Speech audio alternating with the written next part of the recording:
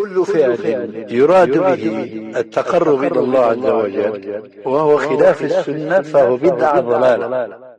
Questioner says, connection to the internet. The internet has changed rapidly in recent years. With the emergence of social media, people experience information overload. Salafis are online and they face the same challenges. It seems that people today are constantly skimming tweets and Facebook postings, whereas previously, many years previously, the Salafis used to be busy with articles or PDFs or audios. Today everybody seems to be in the know due to social media, but there seems to be less free time and less seeking of real knowledge. What is your advice to the Salafi in this digital climate? I'll try my best to answer this question with suitable advice, inshallah ta'ala, and if my brother Abu Khadija wants to add, فَلْيَتَفَضَّلْ. The questioner has alluded to something.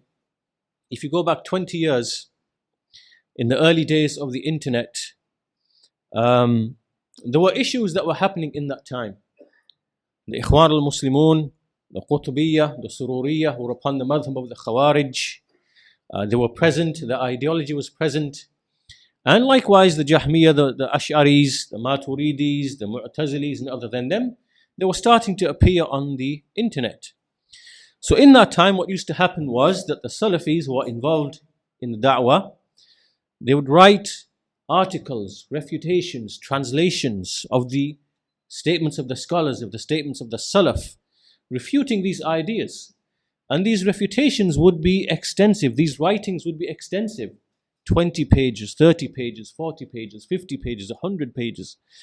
And the Salafis who started to become connected by way of the internet, Salafis in America, Salafis in Canada, Troyd here, Salafis in Africa, Salafis in whatever place, they would eagerly await these documents, download them, print them, create files of them, and they would read them and devour them.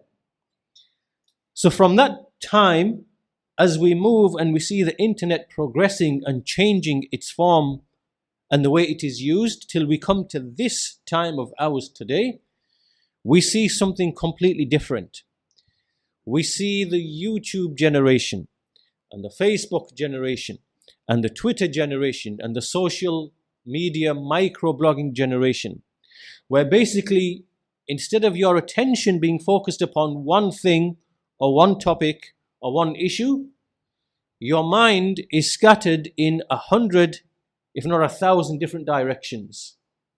You have Facebook posts, 500 friends, 1,000 friends. This is just the essence of madness. It is junoon, that you have 500, 1,000 people who are your artificial friends. It's not real friendship. And everyone is competing for your attention for some ridiculous, useless post that they are making. However, we are speaking about Islamic knowledge. And so this is really where the deception lies, in that what appears to be useful is in fact a double-edged sword. And everyone can attest to this from their own experience. You will testify to this with your own experience. So instead of me speaking in a great detail about the harms, what I want to do to keep the advice practical, I will just give you simple practical advice. So let's leave all the long-winded speech and let's give some real practical advice as to how to use smartphones, how to use social media, and how to put it within, to keep it in line with some of the things which I mentioned in my talk yesterday and the day before about seeking knowledge. So first of all, the asl with ilm, the asl with seeking knowledge is to travel to the ulama, to travel to the scholars and to take it from them directly. If not, then you go to the masajid. If you have mosques in your vicinity and you have students of knowledge, then you go and you sit in the masjid and you listen directly the lesson. You take ilm that way. If you're not able to do that, then the internet and these means are a means where you can have live transmission of these lectures and these lessons. And before you even start listening to these lessons, you already have a program. You already have a plan, as I mentioned, that your aim, for example, in your program is that you are memorizing the Qur'an at a certain time in the day. you are memorizing some sunnah at a certain time of the day, you are studying a particular book over a period of 2 months. It could be the 4 rules, it could be the 6 principles, it could be Kitab al-Tawheed, it could be something on hadith, could be something on tafsir. You already have a plan. You already have a plan in place that you are pursuing. So as part of this plan, the internet comes handy to you because you have access now to information that you can't have information directly by way of hearing. So you find resources, for example, lectures, audios. If in Arabic you can speak Arabic, then you find statements from the ulama, shuruh, explanations of al-Qawaid al-Arba'. So you scour the internet and you find these lessons, you download them on your iPod, your iPhone, whatever else it is, and your aim is to systematically go through these lessons. That's one way that you use the internet practically. Another way that you use the internet practically, or another policy that you should have with respect to smartphones and the internet, is that your phone should only really be to connect with your family and very close friends. It's not for social media. It's for traveling on journeys. You should have a policy, like I have a policy, that the phone is to be used for family, immediate family, and close friends. And when on a journey, because on a journey it's vital that you have a phone for emergency, for contacting family. Outside of that, it is your private time. And you decide how much of that time will be spent on answering calls and responding to social media messages. That person is mad, has lost his mind, who spends at least more than 15-20 minutes a day on messaging. This person is mad. This person does not know the value of his or her time.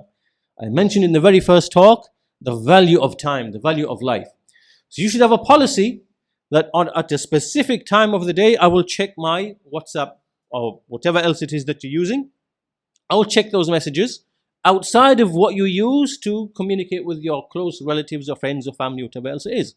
So you have a specific time that you use for that purpose. But as for everything else, the facility is there for you to acquire knowledge. So you download lectures on, as I said, explanations of the various books, and you find articles that are in line with what you are already studying. Right? So you've already got a program.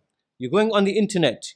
You are finding some answers on a mas'ala, statements of the scholars, statements of the from the Salaf, audios or questions which have already been answered by the sheikhs in Arabic, if not then in English from the du'at. All these resources are available from the Salafi websites. You download them and then you go through them. This is how you should be using the internet. But as for you're just shopping for this and you're shopping for that and you're looking for something to move your heart and to stir your heart, and you're reading through the tweets and you're reading through Facebook's posts and you think, mashallah, that was touched me and this one touched me. You're not going to really move anywhere with that type of attitude. You're wasting your time. You're wasting your time.